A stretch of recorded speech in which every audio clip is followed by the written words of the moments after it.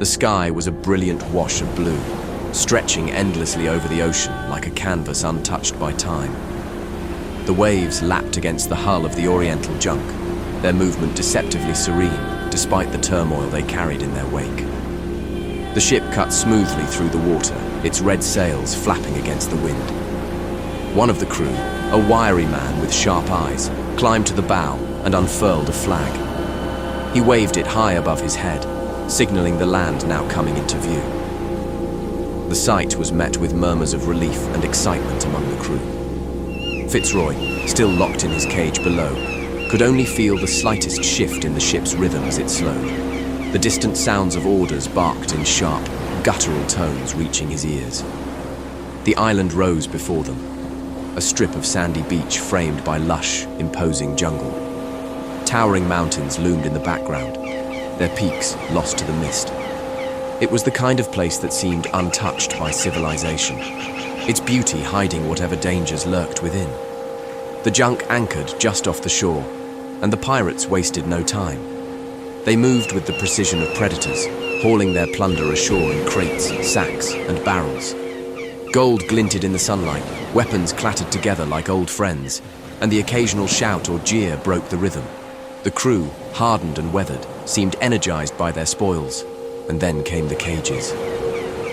Fitzroy blinked against the sunlight as he was carried off the ship.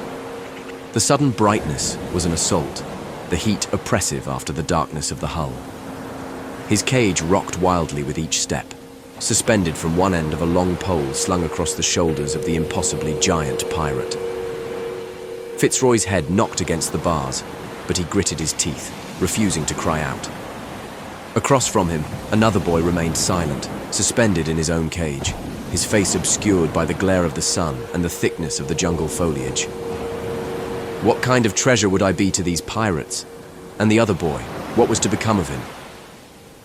The giant pirate walked with heavy, deliberate steps, his massive frame seeming impervious to the weight of the two cages. The muscles in his arms and back rippled with each movement, his shadow swallowing the smaller pirates who followed him. He was a force of nature, an embodiment of brute strength that made Fitzroy's stomach churn with both fear and fascination. The jungle swallowed them whole, the path turning from soft sand to dense foliage. The air became thick and humid, each breath a struggle. The pirates moved like a pack of wolves, confident and unhurried, their laughter echoing faintly under the canopy. Fitzroy clutched the bars of his cage, his mind racing. He could hear the calls of unseen birds, the rustle of leaves disturbed by creatures he couldn't see. The jungle seemed alive, watching, waiting. Through the gaps in the foliage, Fitzroy caught glimpses of the beach and the anchored junk shrinking behind them. He watched as the distant figures of the pirates hauled their final spoils ashore. The last thing he saw before the trees fully obscured his view was a plume of smoke rising from the remains of a fire. It was faint, but it carried with it the acrid stench of destruction, a symbol of the pirates' dominion and their disregard for whatever lay in their path. Fitzroy tightened his grip on the bars. Whatever awaited him and the boy in the other cage, he knew one thing for certain. The rules of survival were changing once again.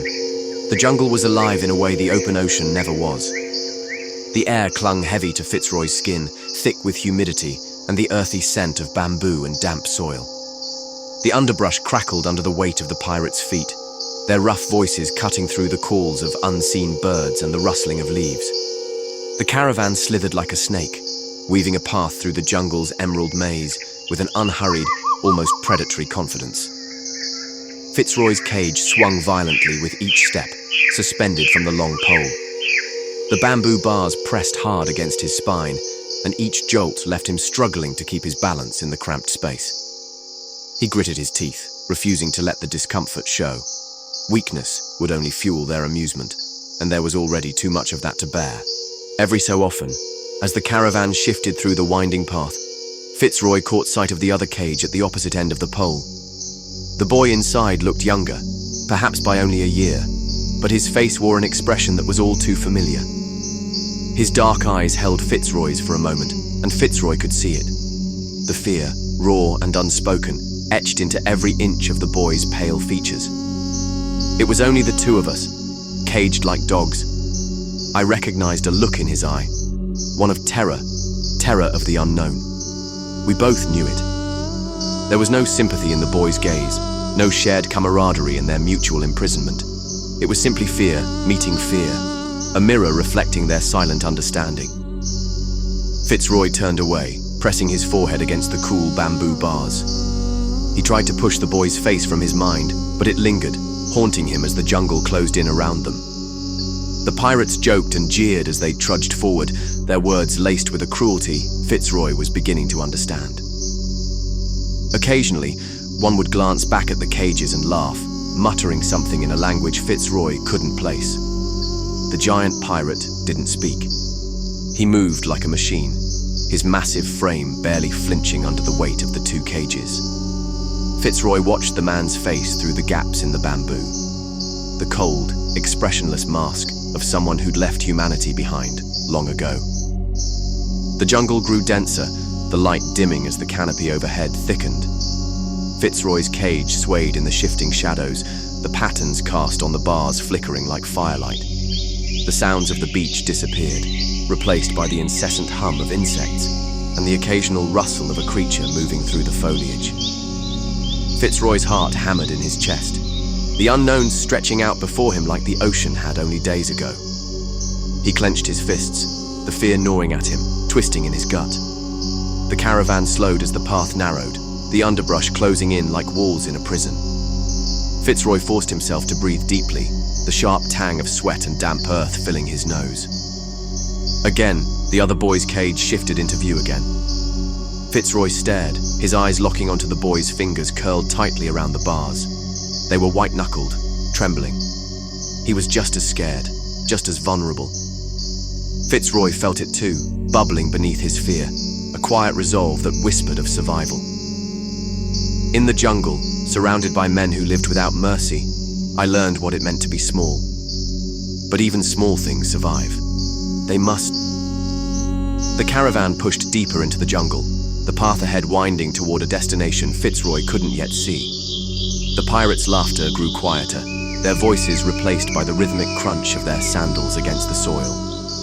The shadows lengthened, swallowing the cages and the boys within them. Fitzroy clutched the bars, his knuckles aching, his breath steady despite the fear. He wouldn't give them anything, not a word, not a tear. The boy in the other cage held his gaze again, and this time, Fitzroy didn't look away. The jungle receded, giving way to a clearing where a pirate village sprawled under the blinding sunlight. The village was a patchwork of huts and platforms, a chaotic blend of practicality and brutality. Yet at its center stood a building, a temple, a structure that seemed plucked from another time and place, its ornate columns rising like ancient sentinels. The carved wooden doors bore the grim figures of winged Hanuman statues, their eyes fierce, their wings spread as though ready to take flight. Fitzroy's cage hit the ground with a hollow thud, rattling against the bamboo confines. Across from him, the other boy's cage landed in unison, a sharp reminder of their shared imprisonment. But soon, irrational fear was gone, and we learned that chance alone did not find us on that tiny island, far off the coast of Siam. The pirates retreated like shadows fleeing the light, their collective presence shifting to the edges of the clearing. And then, from the ornate building, a figure emerged, a woman whose beauty was stark, almost otherworldly, her sharp features carved with precision. Yet it was her pure white eyes that made her terrifying, that stripped the illusion of humanity and replaced it with something untouchable, unknowable. She moved with deliberate grace, her hand rising to silence the murmurs of the pirates. They obeyed instantly, unlocking the cages and swinging the doors wide. The boys inside hesitated, their bodies stiff, their eyes fixed on the ethereal figure now standing before them, draped in white flowing silk. "I am Sahel," she announced, her voice cutting through the heavy air like a blade. "Leader of these men, protector of this village, ruler of this island, oracle to the realm beyond the veil." Her presence demanded obedience, and Fitzroy felt it, pressing against him like the humid air. Sahel descended the steps of the temple, her movements fluid, predatory. She stopped just short of the cages, her piercing gaze falling on each boy in turn. The command was unspoken, yet unmistakable. She wanted them out of the cages. "Put your fear away. You are here now as my guests," were the words she used to entreat them. Her presence demanded obedience, and Fitzroy felt it, pressing against him like the humid air. Sahale descended the steps of the temple, her movements fluid, predatory. She stopped just short of the cages, her piercing gaze falling on each boy in turn. The command was unspoken, yet unmistakable. She wanted them out. "Put your fear away. You are here now as my guests," were the words she used to entreat them. The boys moved cautiously, their bodies unfolding like flowers opening under an unforgiving sun. Fitzroy stretched his back, the bamboo bars leaving their mark on his skin. The other boy did the same, his movements stiff, his expression wary. Sahale motioned with a hand, and suddenly an old man shuffled forward from the sidelines, carrying a tall staff adorned with loose, golden rings at its apex. Around him skittered 3 dusky leaf monkeys, their small bodies clinging to him like ornaments of grotesque design. Each bore a sewn-shut wound, one blind, one deaf, one mute, yet their movements were unnervingly precise, as though the mutilations were merely illusions. The old man offered the boys water from a gourd, his wizened hand steady despite the trembling rings above his staff. Fitzroy drank first, the liquid cool against the heat pressing into his skin. The other boy followed, his lips stained briefly by the glisten of the water. "Good. First, know that I am the only one here who understands your words.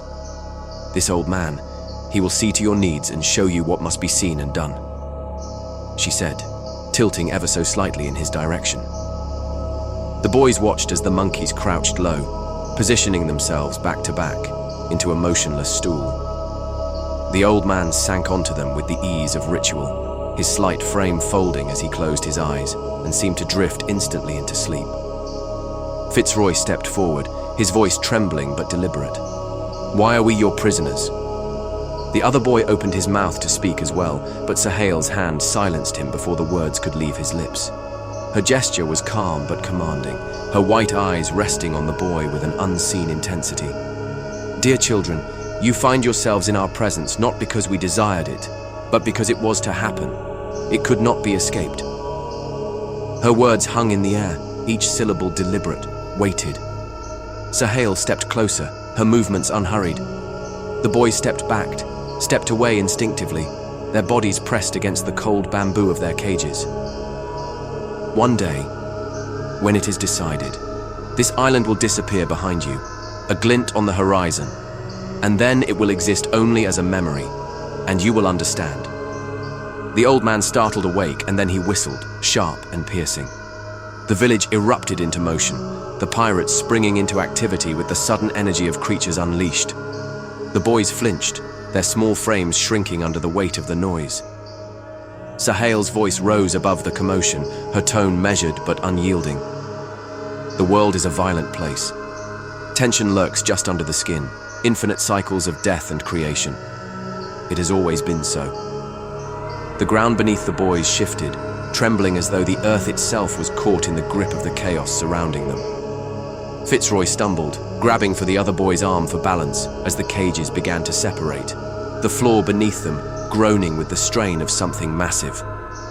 A circular pit began to spread open beneath their feet, its dark maw swallowing the space between them.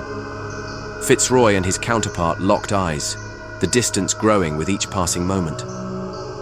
Sahale held out a hand toward each of them. "And you will soon see it for what it is." The pit yawned wide, its edges disappearing into shadow. Fitzroy looked down, the void pulling at his senses, and felt a chill crawl through his spine. 1,000 questions raced through his mind, and though he did not know it, the pit promised answers. Answers that neither boy was ready to face.